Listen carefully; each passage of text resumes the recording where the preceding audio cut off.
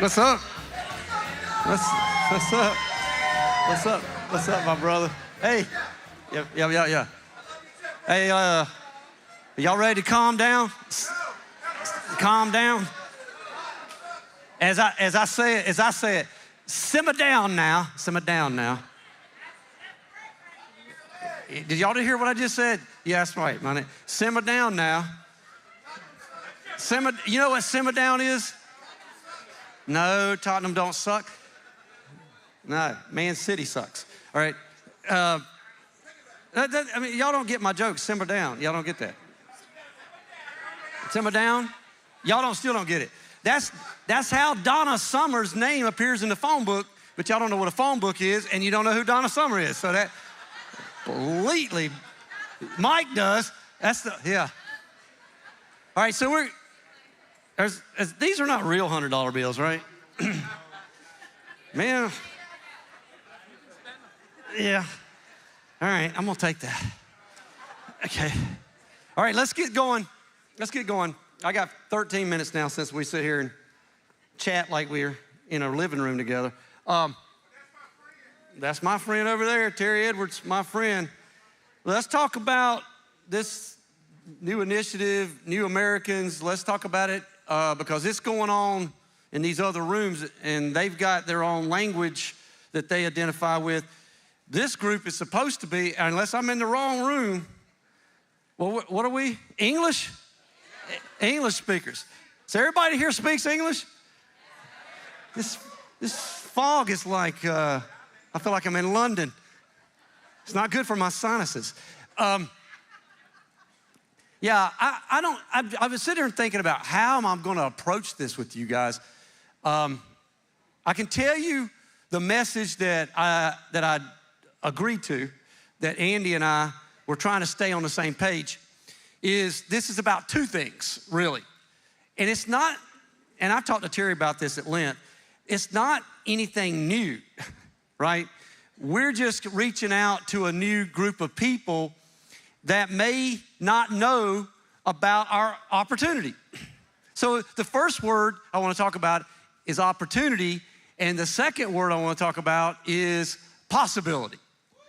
So just because there's an opportunity doesn't mean people know that it's possible. There's a problem, there's a disconnect. Wouldn't y'all say? Disconnect? So the opportunity, why do we need an initiative to get us fired up to go talk to people that don't actually speak our language? I talk to people that don't speak our language every Tuesday, Thursday, and Sunday. You know? And you might think it's the United Nations. No, I don't travel there. It's on a pickleball court. Okay? Now, I don't know, after this one's over with, I got a little gap, and then I'm going to the Mandarin. I play pickleball with a lot of Chinese people, mostly Chinese people. I'm the only person that's not Chinese playing with these folks. And I wanted to learn one word, and I learned it. And they go, why do you want to learn one word, Jeff? I said, because that's the one I'm going to say a lot when we play pickleball. And the word is true jet. True jet means out.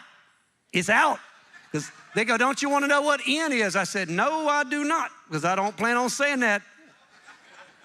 And I'll be out there, and they get so tickled because I'll see a ball, even if it's close to being, in, I'm going to call it out because I want to say true jet.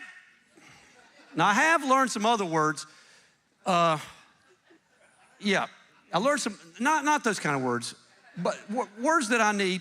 And, then I started playing with people from India.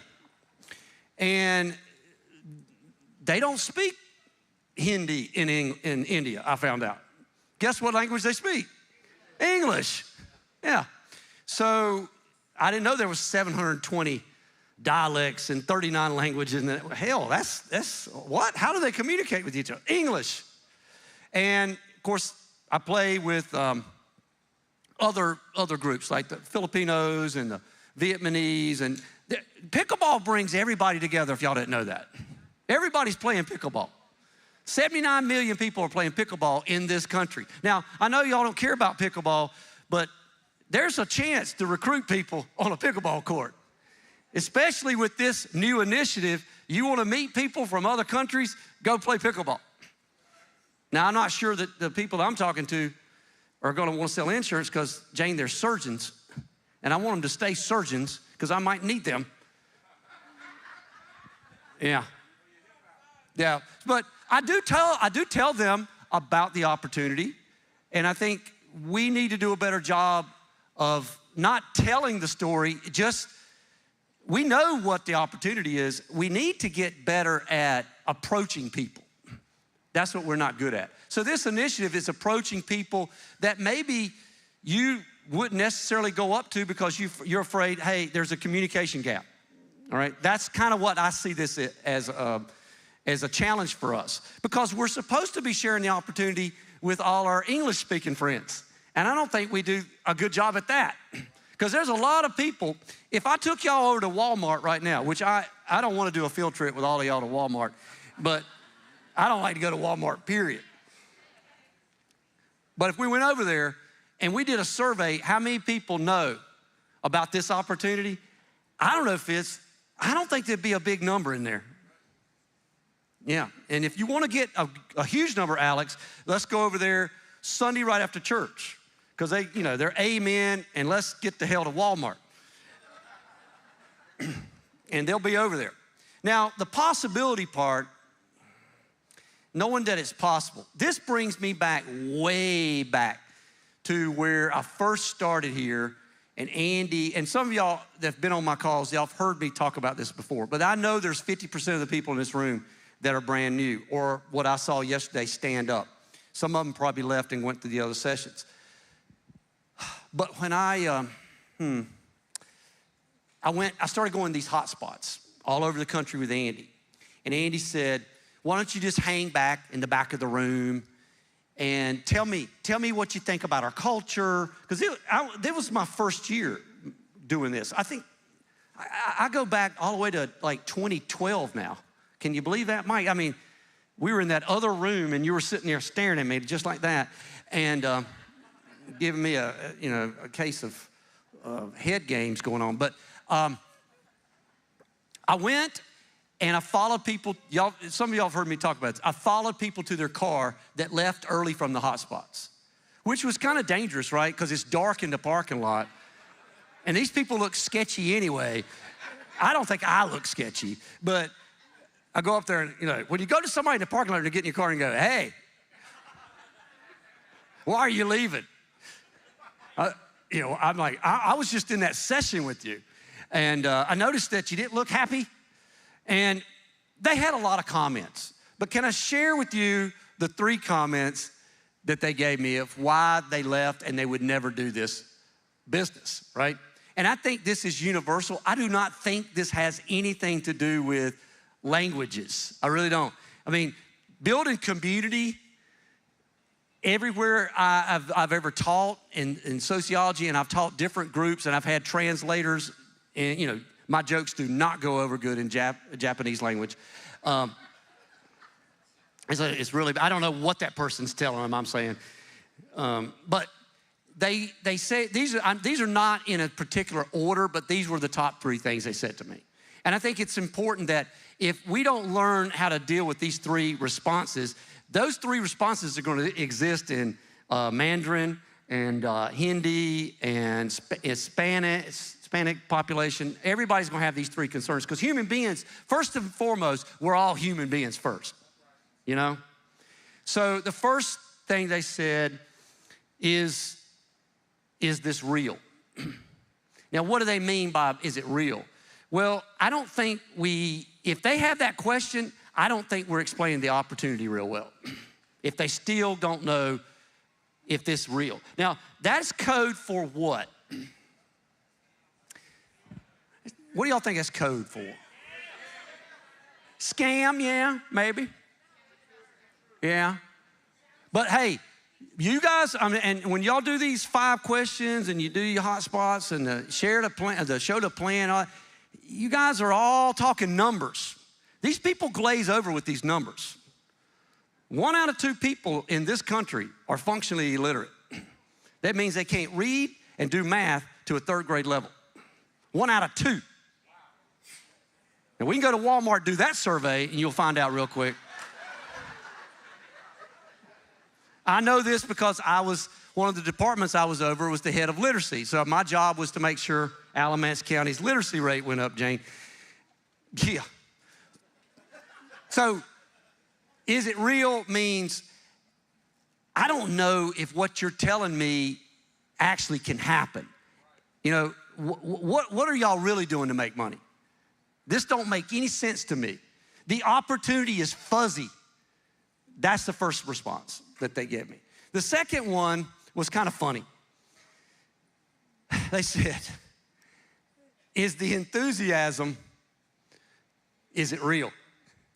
They want to know, are we that fired up?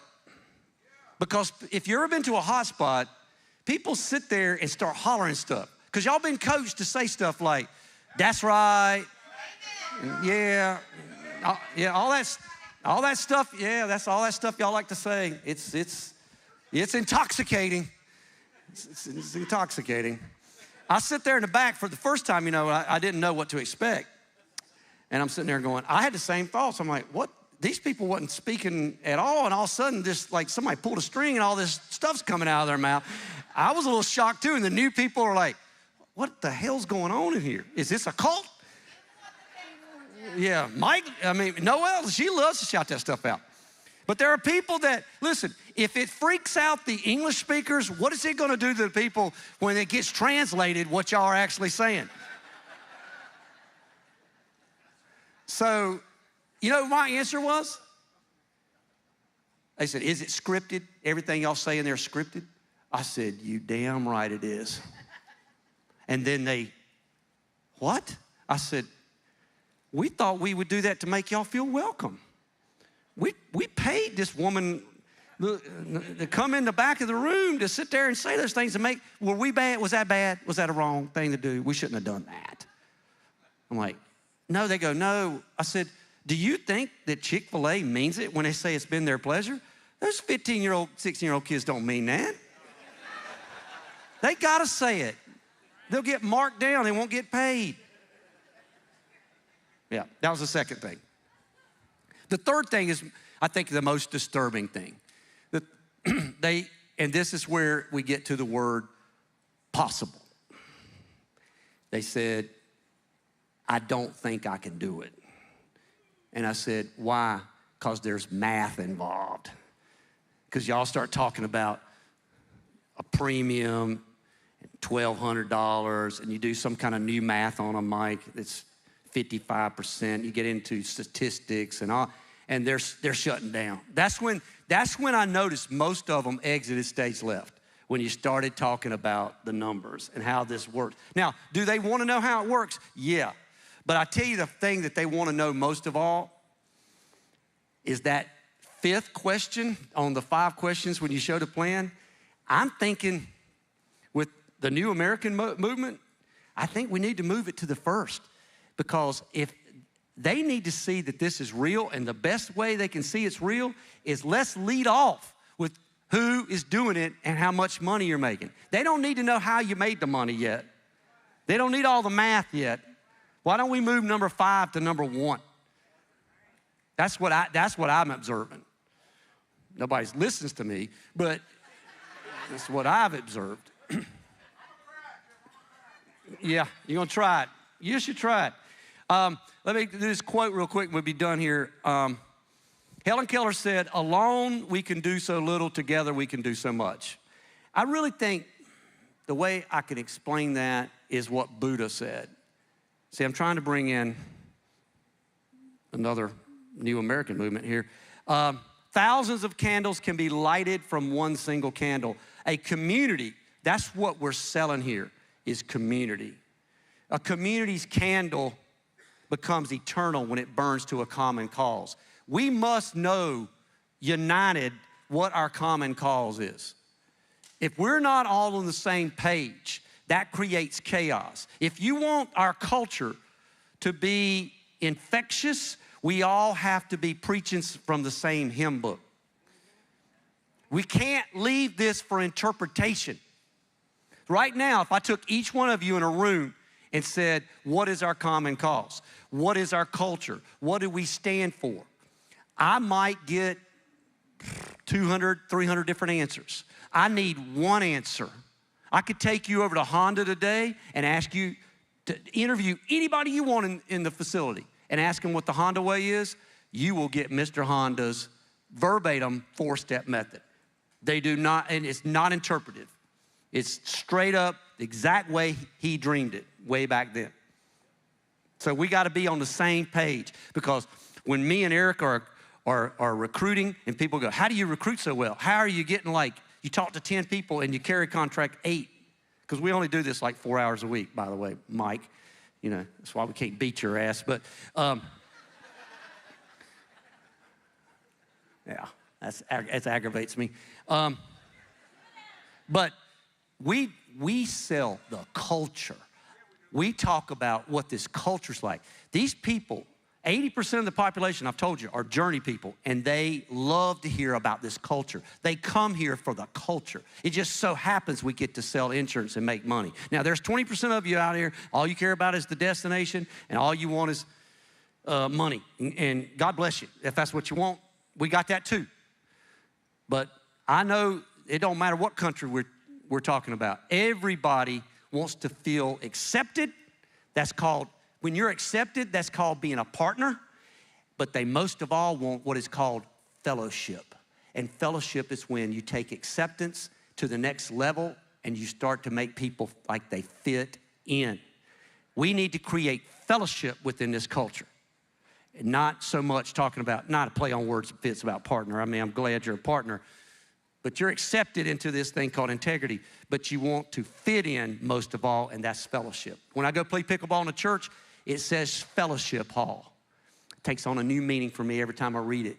Especially when I'm in there and I say a curse word and Jesus is right there in the corner staring at me after I say, shit, that's not, I'm like, oh. Makes my palms sweat now. Was that good? Is that enough for the English speakers in here? Because I'm over. We're ready, we got to go. Where are we going? Y'all staying here. I'm leaving. Well, damn. I want to stay with y'all. All right. So is somebody coming out? Let's go. Thank you guys.